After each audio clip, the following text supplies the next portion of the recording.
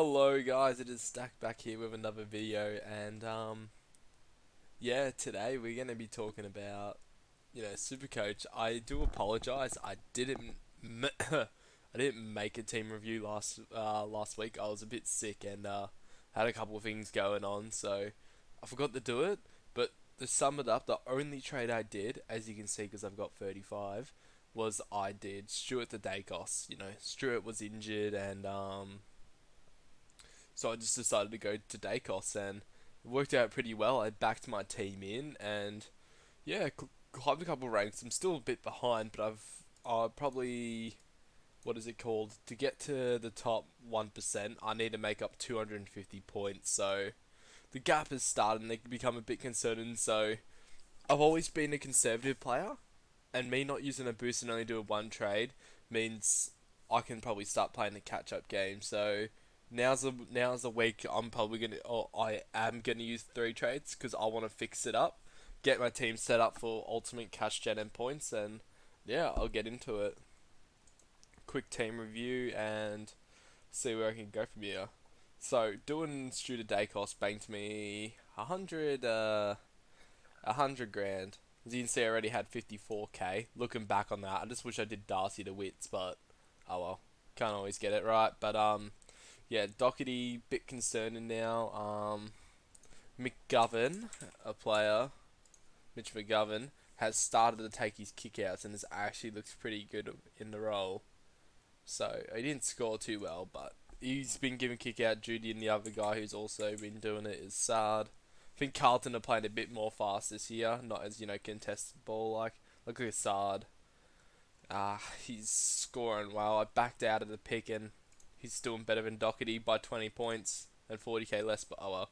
Doherty should come good in the season. I'm happy to hold him another week, especially since I've got Dacos. And to be honest, comparing what Dawson's doing decent, but he's like barely hanging on. He's just scraping by in his games. And then Stewart's obviously injured. Doherty's been Sinclair hasn't been too bad. He's actually probably been better of the bunch, and Sicily was good, but he's just been a bit clunky with his spoils and marks. So I'm not really missing out on much having Doc there, so he's not really concerned. Dacos, fake fuck. I brought him in. He has reignited a bit of my early rounds. Yeah, I think Collingwood's game plan is just give it to Dacos, and I was thinking about doing Stewart to Sicily or Stewart to Dawson, but I decided I want 100 grand to start fixing up my team. Especially since I'm not using trades, I will use three this round. I just wanted Dacos because I wanted the money, and also there was a bit of concern about him being tagged and all that, but he, I, I had a bit of faith in him just from watching that round one game as a Geelong supporter. I watched him, and even when you try to put him body on him, Collingwood just he's just his role is just. Or I think Collingwood's game plan is just to get Dacos in it. He is the Collingwood's focus and drive off half back, and if he's getting tagged, he just moves into the midfield. And even if he does get tagged, his work rate is insane. He just spreads so well.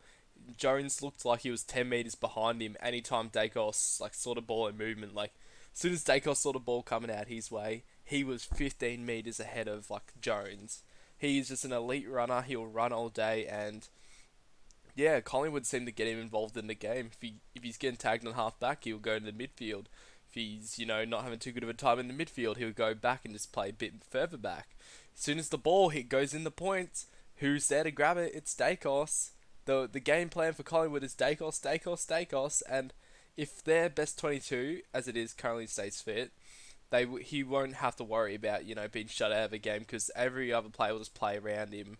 It's a beautiful thing to watch, and I think anyone can say about a Dacos tag is just throw it out the window. If there is a lot of injuries and it looks like his role's going to have to move around, then yes. But at the moment, he's just allowed to roam and do whatever he wants, and Collingwood will protect him at all costs. So if you're not a Dacos owner, I'll be scared. He will go 105 plus.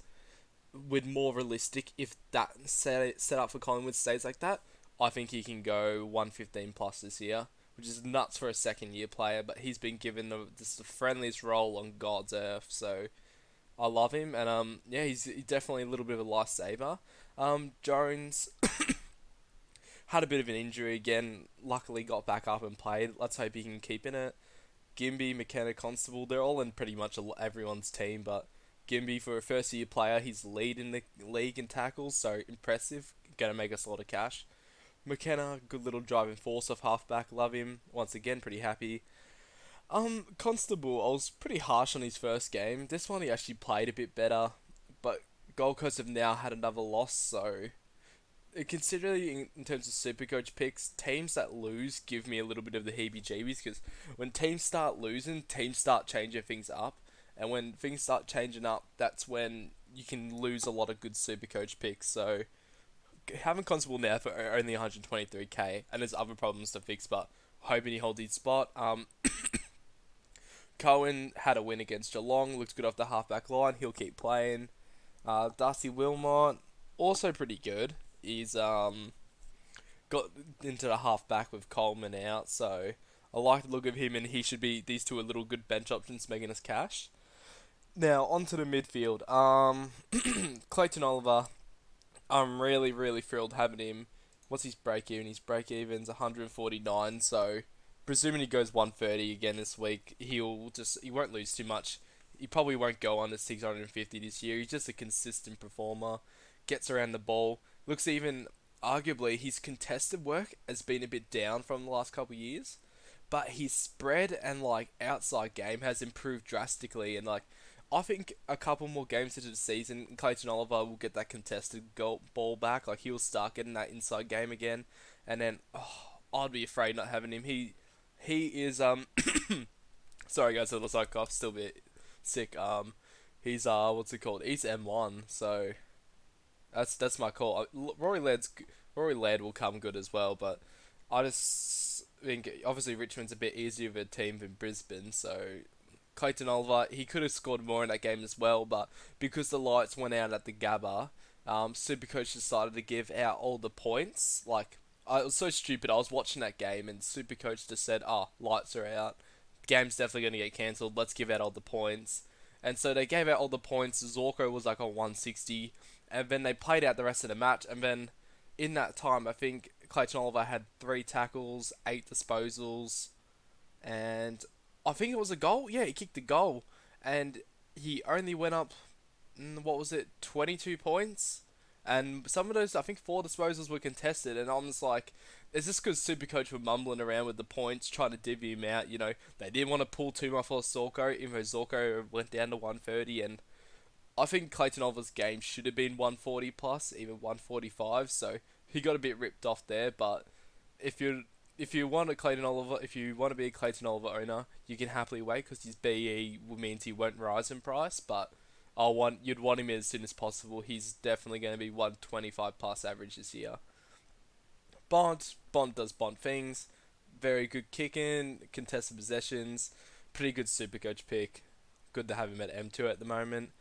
Do want Laird, but I think Laird's going to be another 120 average this year, so I do want him in my team. The only reason I'm not is because he's got 202 break even. Jeez, he's got a 1% chance of hitting it. I don't know I don't know who he's got. I don't know how they think he's even going to hit that, but I mean, hey, he might. But you know, I'm happy to skip out on Laird just for another week or two. But he'll be one of my early upgrade targets because if he gets to 650k, that's discount for Laird, so I'll take it. And then let's go Steele. Poor bugger. He was another one I think that got underscored. His shoulders just hasn't been right, and I think looking at it now, Steele will probably never be. He'll be in my never again books. This is the second time. There's been concerns in the preseason. I backed him in to get through it. He hasn't. He had a good knock on it, and that was it. He was down again. So I love Steele as a player, and he might be okay, but I think just with other players rising up, Tom Green will always be a star for us now. LDU. I think Steele's hit his twilight years very early. I'd like to be wrong, but he's in for me personally. He is now in my never again books. He has burnt me twice, and yeah, I love you, Steele, but sorry, buddy. Yeah, you gotta go. You're my first trade. Tom Green, good again. For a game that GWS lost, he still put his head up and fought. He is definitely their main man in the midfield, and yeah, should still happy with him. Errol Goulden, love this pick as well. He's only getting the 50-50 that Horse promised us, like 50% CBS, 50% forward. But that's all he really needs. He's pretty damaging up forward, and he'll still score in that half forward role. And when he plays in the midfield, he gets even more points. So I like this pick. He's what's his break even? 46. Yeah, he should make some nice cash for us. Or not even cash. He's probably top six forward this year. 111 average. He's definitely doing better than these two and Canelio now. So happy with him. Or actually, probably not Canelio, but still pretty happy with Goulden. Hopper, geez, that was a good bounce back. Anyone who traded him out would be a little bit sore. He is. We just needed to give him a go. He didn't look right. He looked a bit, out of it. And this game, he was definitely in it, except for that little scare at the end. Where he done his, I think his knee or ankle or something. Apparently, I don't know if I can find it.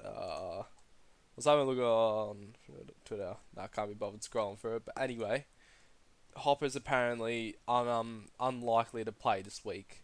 Not ruled out, but unlikely. He hasn't come back as quick at training. He looked very ginger and was away from the main group. So it's a bit shitty. I've had Steele, Hopper, Stewart, Jones gave me a shit score as well, and yeah, just copping a lot of these injuries early on, which is just holding me back. But I'm hoping he can get up. I guess I dodged Gorn, but Gorn scored more than Sean Darcy has in 2 matches. So yeah, oh well. Hopper, hope he gets up. He's even if he's out, he's only going to miss 1 week. So worst comes to worst, he'll just sit here and be a loophole. No point trading him out. He's got what's his break even? 2. Yep, he's staying in the team.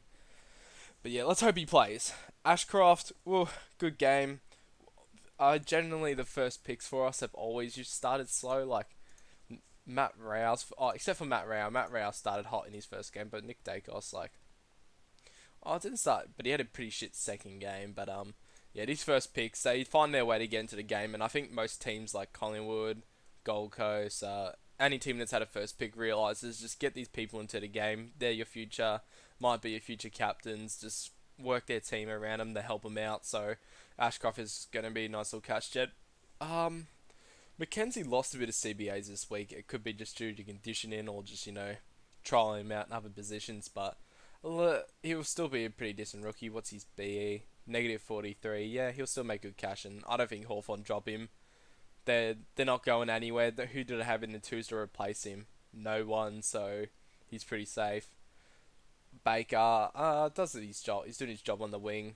I have a bit of concern because Western Bulldogs have been pretty poor.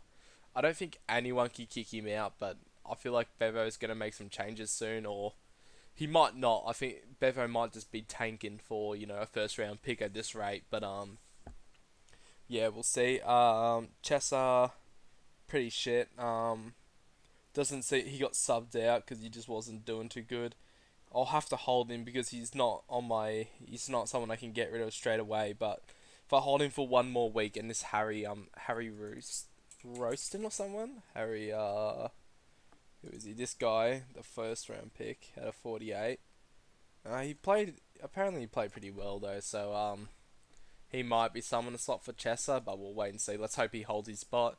Davey, pretty decent. Don't think he'll probably play in Essendon for a bit longer, so pretty happy with him. Now we got Shrek, or Sean Darcy, the big guy.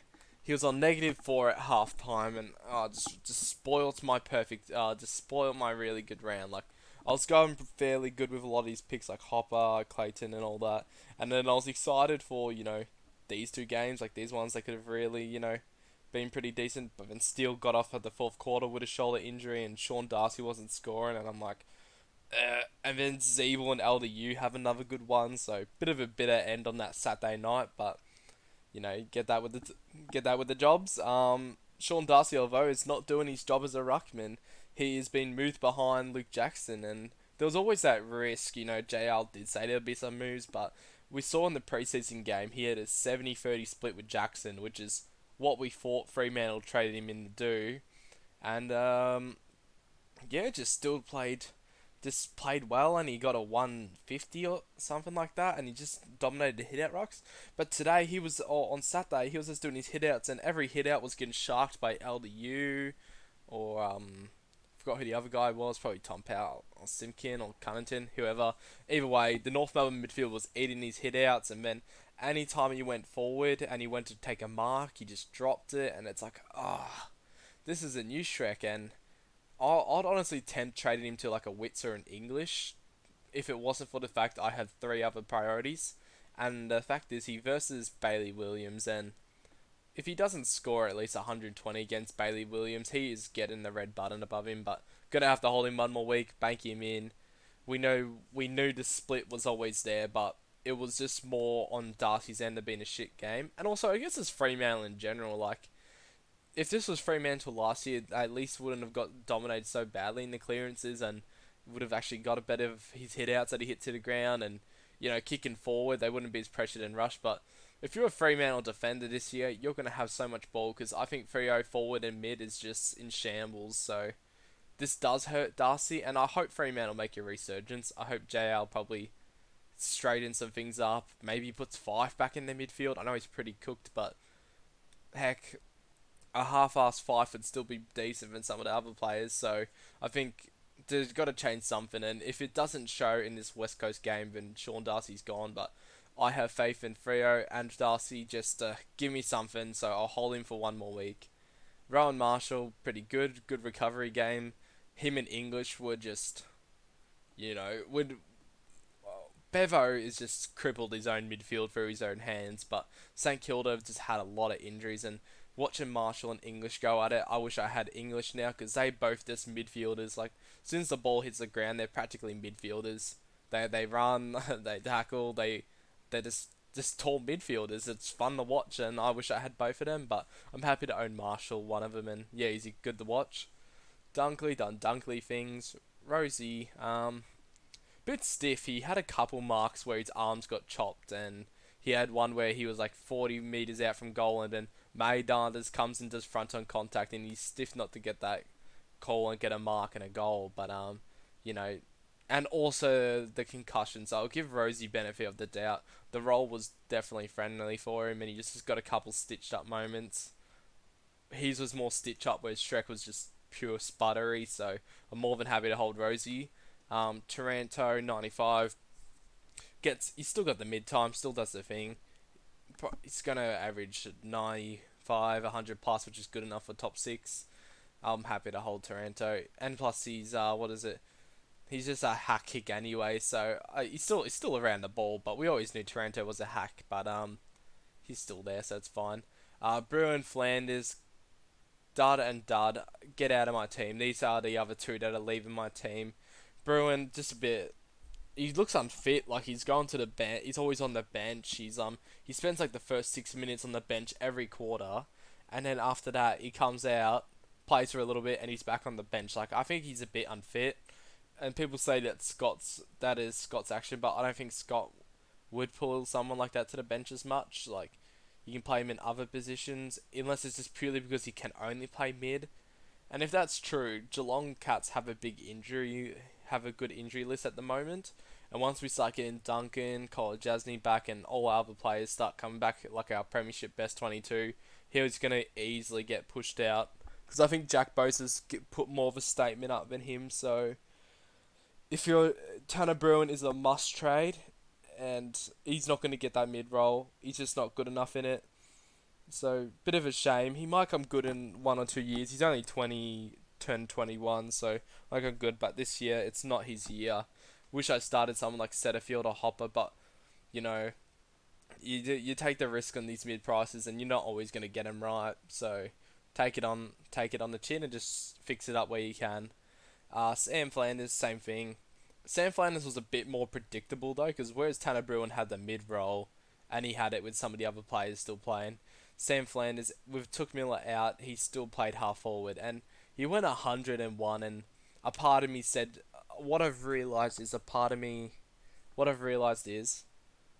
especially with these mid prices, you really got to pick him on the roll. Roll is key. The Setterfield roll, he had it, and same as Warple, and these guys are still averaging 99. Setterfield's on freaking 120, whereas Sam Flanders had a good 100 game, and he was just playing on half forward. And that scoring was never going to be sustained on a half forward. So bit stupid of me to just think he could beat it and just be a good player. But being a good player doesn't always cut it in the AFL. You really got to have the role sometimes. And especially for Bruin and Flanders as well, when they're running, they've got their hands out. You can see as a player, sometimes you just really know your faces and you really know who you want to get the ball to, and you just you imagine as a Geelong or Gold Coast player, sometimes you just look at these guys and you're like, yeah, nah, not really. I'll just handball it to someone else. They got burnt a lot of times, and if you're in a shit role or you're just constantly getting burnt by your teammates because they just probably don't trust you as much, you're easily out of my team. There's other players I know that are going to get a lot more points and a lot more love, and for that reason, these two will be going. Sheasel, the alternative to these guys, he's just getting put at the halfback and he's being given the ball. He's decent on that halfback line, and he's going to make a. How much? What's his beat? Negative 116. Jesus. If you don't. 69% teams have him, but what was he at earlier? He's only at 92. A lot of people traded him in, but if you don't have him, you're going to have to trade him in. He's going to make a lot of cash really fast. Fergus Green does what he does. Pretty. You probably won't make too much cash, but you'd imagine he plays a decent amount of games this year. I'd love to trade him to Chandler, but don't really have the opportunity. Comanche, good game by him. He's St Kilda are now 2-0, and I think if the way they've started this season, I don't think he gets dropped very early on. He had a very good game against the Western Bulldogs, took some good marks, and looked to shake off a little bit of that first game jitters that he had. So, like him also will make us a good amount of monies, and think even with Membry coming back at week 4, you can't really drop him until Max King comes back. So, good on him. I think he'll might make a nice amount of money, and yeah, that was a bit of a team review, but didn't give you guys one last week fully, so it's good to get it out now. Now, my trades of the week, it's going to be Steele, so I've said Flanders, and Bruin. Now, the options I'm playing around with is suspecting that there are a bit of concerns about Hopper, and there's also a bit of concerns around Setterfield. So I want to keep my eyes out on those two. But I'm having a look through and playing through the CBAs. Specifically, let's look at Setterfield. Setterfield, as you can see, rose to 90. He was 74 last week. I think he played very minimal in the first half, and then they moved him there in the second half, and he played pretty well. And this game, he just had it nearly the whole game, and in that fourth quarter, he was practically the reason why they won that game. So, Setterfield for me, if I know he's gonna come in, like if I know he's not injured or anything, he's my must-have. The other one I'm looking at if he's injured is maybe Warple, but Warple had an okay game. But as you can see, even with there's no real injury, but like, why is his CBA's dropped? He was meant to be the number one midfielder, and then Newcomb maybe tied with Newcomb, but he's dropped behind Will Day, and I know they're versatile and all that, but Hawthorn are now 0-2, and they're not 0-2 in a good way. They're 0-2 in a demolished way. So Sam Mitchell, he's gonna play with the magnets a little bit. You'd hope it's not Warple, but these numbers suggest he is trying some things. You can see Josh Ward went a little bit up. Cam McKenzie went down. Ned Reeves obviously got subbed off, so he had a bit of time off, and then C-Mac, Cal Amon.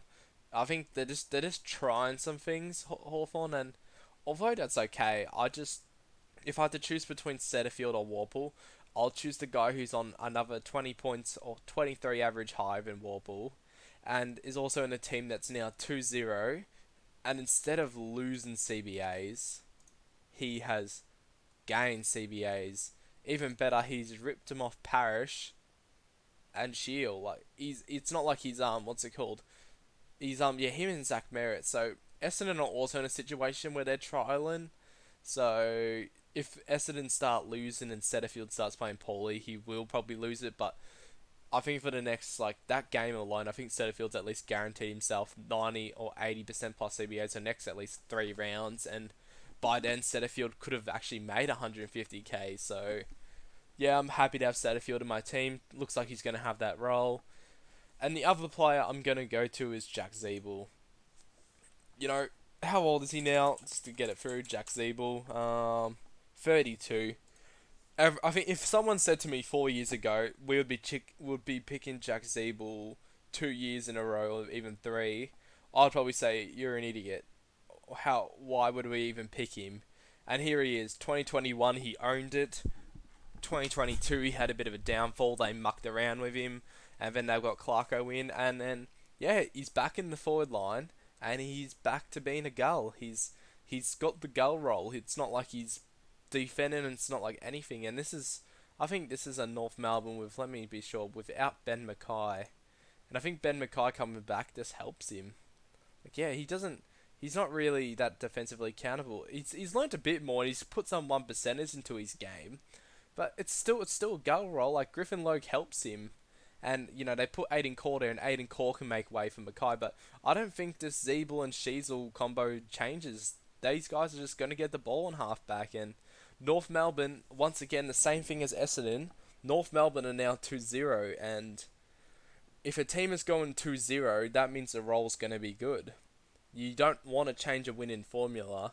And same might be said, Zeeble, who knows, Roos could lose the next five, and then you'll see Zeeble go forward with a couple of injuries. So let's hope that doesn't happen, but we can be realistic here and say it could. At the moment, for the next 3 rounds, I think Zeeble and Setterfield have the best role. They're the ones most likely not to lose CBAs or that defensive role, and for that reason, they're easily clearing Tanner Bruin and Flanders, and yeah, I'm happy to have them. Now I've got 622k in the bank. I'm going to flip Goulding back to the forward line and have a little play with the midfields. So I would love Took Miller because he played a really good game, and I thought he was also underscored. So I like Took in, but had to look at the options in my range because I think not owning Setterfield or Zeeper will kick me in the ass. Um, let's see. Browsing. A big one I am tempted to own is LDU. I think he's got a pretty good game to him, and he is a number one mid at North Melbourne. Apologies, but he versus Hawthorn next week, and Hawthorn usually have the Finn McGuinness tag. And if you've looked at these last 2 games, LDU has basically been the main man for North Melbourne. Like he has not just been the main man in terms of CBAs, but the main man like in terms of just holding the team across the line. He has played really well, and he's been instrumental in most of North Melbourne's wins. So I like him. It'll be I think I'll have to get him in, but I'm gonna put the chance against him and say this Hawthorn tag will affect him, and he's got yeah, he had West Coast and Freo who haven't actually been playing that well anyway. So and he's got Hawthorn, but Hawthorn do tag, and they will tag LDU. And then he's got Carlton and Brisbane, and then he's got a nice one here, Gold Coast, but Melbourne. So he's got 3 roughies in the next ones, and it's a bit of a gambling against him because I think he is a good player, but I don't know how he handles a tag, and as we see, we just don't know how it's gonna happen. And Darcy Parish 610 looks good, but once again, as we saw in those Essendon CBAs, he went down. Now it didn't really affect his scoring, but it's not exactly a result you want to see. Cornelio was far from good. Cripps is okay. Cripps plays better with Hewitt, so you're hoping Hewitt comes back.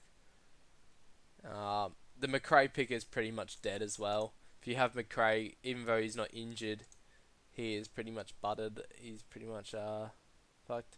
Trelaw was injured, and then his CBAs went down, same as Bailey Smith's. I mean, Cal Daniel 59. Like the robbery and the audacity there to give Cameron and Tom Liberatore 91. Like he was and he only scored 80. So honestly, Bevo's just tanking this year. I wouldn't want to own anyone except Bontempelli, also English. But at this rate, you'd probably see Jordan Sweet get played over English. So Jack McRae's pretty much in the mud, not from his own accord, but from Bevo. And yeah, actually, geez, looking at these options, we don't really have much alternative. A lot of these picks, unless I go a Setterfield down, Bring in Took, and then does that leave me enough for Warple? Even though it goes against what I said. Warple 308. No, it doesn't.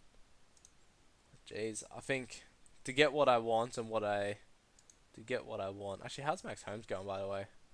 89 average. Jeez, he's doing better than Bruin. Talked him up in the preseason. I still went Bruin. Should have stuck with Holmesy.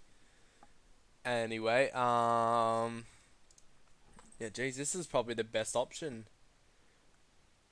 I'm a bit worried about the LDU and the Finn McGuinness tag. Like, don't hold me against it. I'll probably make an update video before I do this round, if I do swap it to anyone. But I think a lot of these 600k mid picks are pretty much dead. Like, you're playing a big gamble, and Paddy Cripps could be okay, but you don't know who he relies on a lot of others to score. Poor Gorn. If you're a Gorn owner, that's just unfortunate. Nothing you can do about that. Yeah, there is not much on offer. I think just with the cash alone, LDU. You know what? I think this is a trade I'm going to lock it in. Even though I've just talked about the Finn McGuinness tag in LDU, I'm just going to have to bank it. He's in form.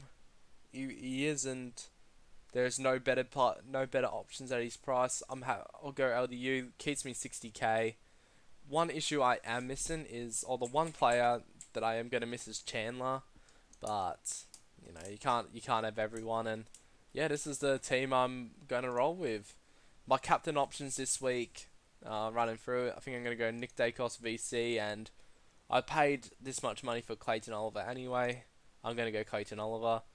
I won't go LDU against Hawks because, like I said at the 5,000th time, I think he's going to get tagged, but with the option, I think even with a tag, I retract my statement and he might go 110.